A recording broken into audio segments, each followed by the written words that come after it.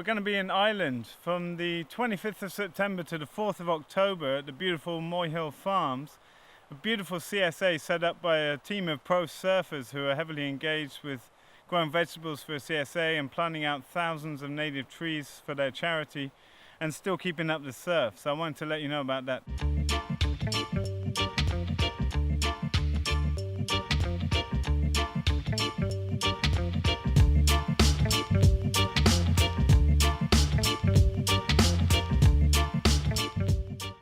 So it's a really special one for me. These guys took our online training throughout the winter, and I just was really touched by their approach and the ambition and scale of what they're up to. They started out wanting to reduce their impact on the environment, having been pro surfers flying all over the globe, and then realizing they wanted to make an impact at home where they have some of the best surf. So they're on the west coast of Ireland with amazing surf, so they can still keep up their passions with surfing and sailing. But these guys set up a CSA for 50 families, and they started on half an acre of rented land, and now they've bought a lot more land, and they've set up for scaling up to 150 families. Fergal's involved in local politics, running for election last year, and these guys are setting up this huge tree planting. I think they planted over 12,000 native trees and are looking to plant 30,000 more on the land that they have. And I just was really moved by their approach. It's a very community-focused CSA. It's really involving local people and working with education and family. And I love their approach and what they're up to. And it's a great story. And so here's a little film that they produced just to give you an insight into what it's like.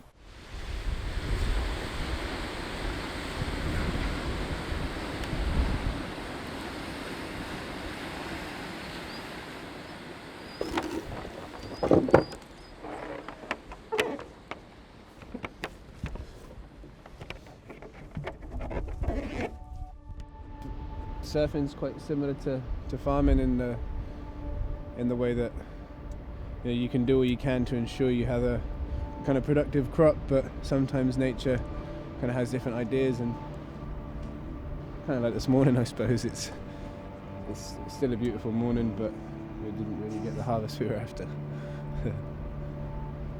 But there's another couple of ways around the corner that you can definitely go and surf.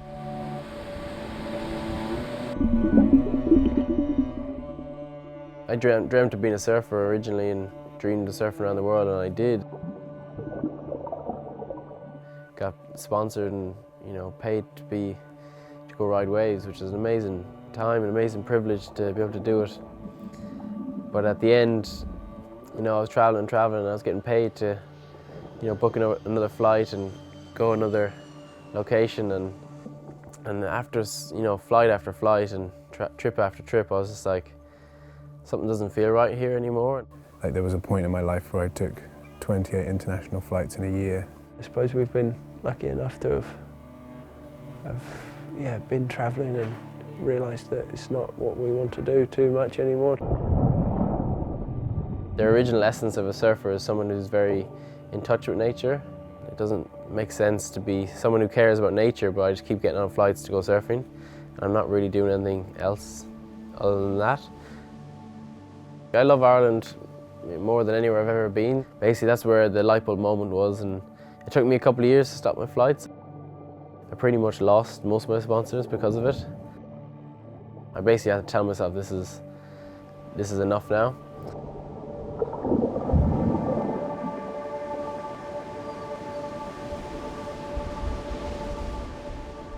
That bulb you're holding there, that's a lovely bulb. Yeah, it's a good one. So every clove is going to be the gene of that bulb. Ah, yeah. So you're going to get the same genetics as that one. Yeah. It takes years to get a lovely type of garlic. My parents started their organic vegetable farm about 30 years ago. So I grew up with that, and I always knew I'd come back to growing food because I always loved doing it. But I didn't want to do it just for myself, but I really wanted to try and teach my friends who are also surfers. You're right. Yeah. Naturally, they've kind of stopped traveling so much, and yeah, we kind of run this farm together. I'd never planted anything or, a tree or any kind of food, and had absolutely no idea how to feed myself. It dawned on me that maybe I should come back and plant some more trees and and do my bit. Running into the other drain. We've been lucky enough to get a piece of land that we can plant thousands of trees on and feed lots of people really organic food, you know. It's definitely hard work, but we enjoy it. We absolutely love it to bits. I think there's a real connection to surfers wanting to do something for the environment, but there's not really many outlets for surfers to do that. Our goal is to make farming attractive to young people and get more young farmers. That's what the world needs. It's a really nice feeling seeing like 10, 15 people out in the field working together, all by hand. Sitting down with your neighbours and a bunch of friends, having big lunches and getting loads of work done. As a surfer, you generally have a lot of free time. I mean, farming's perfect because you just, when you're not surfing, you can come and you work together, and then when there's waves, you can, as long as there's not really pressing jobs, you can go for a surf. So yeah, this is what makes it all work. All the work possible is you can look down there, see if there's any waves. And if there is, you can go, oh, let's go.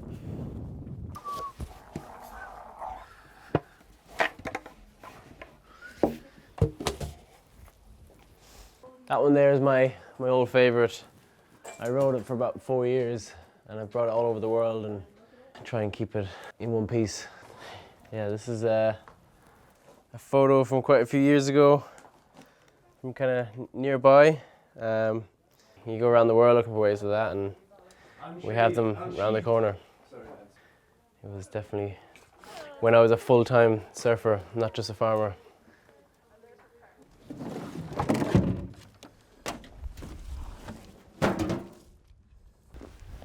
You know, we're told that there's 60 harvests left before the world gives up on us.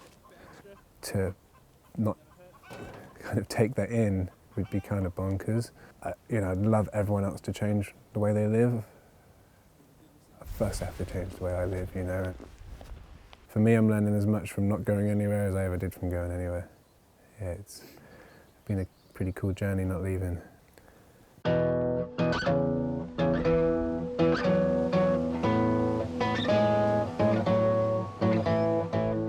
It's all for the environment, you know. Everything that we do here that's the #1 priority, is to care for the land here, and in doing so we care for the land everywhere, you know. We're at a time in history that we can't just bury our head in the sand anymore. You know, we're the generation that can be doing something about it. We're old enough and young enough to think for ourselves and do something.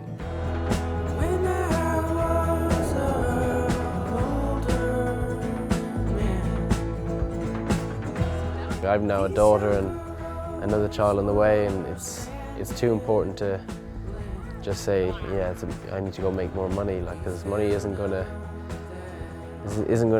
make our kids' future brighter. It's having clean air and water and good food and a strong community, and those are the real values that we all actually look for. The farm, the whole reason I stay here is because, yeah, I suppose we created it. Yeah, it's hard to walk away from anything that you created. I suppose surfing gives you a great connection with nature, and you really learn to respect every part of it. I felt there was more I could be doing than, yeah, just riding good waves. And the thing is, I can ride good waves and be a farmer as well, so I didn't feel like I was losing out really.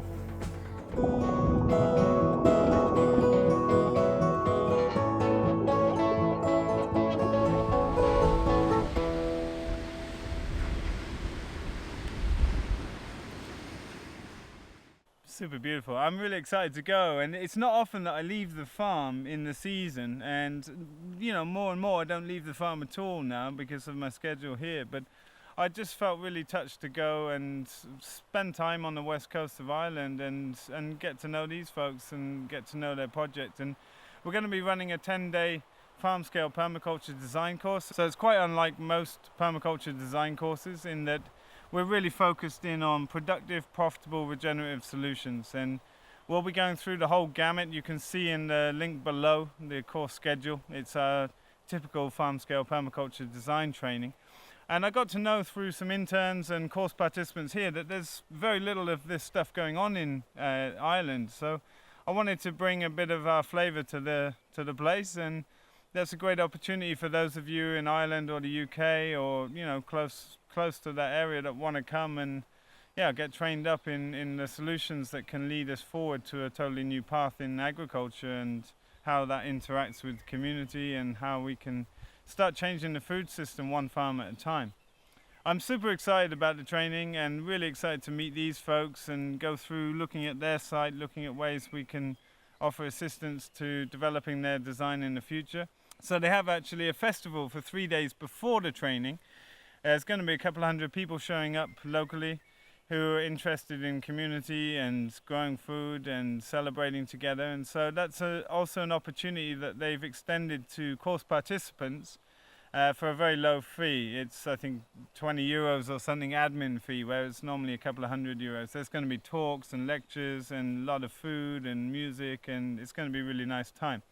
So come down for that too. You're welcome to come to that before the training. I know that they said that if you were coming, you need to come for the whole thing. They want people to really participate in the whole, to understand the context of what's going on there.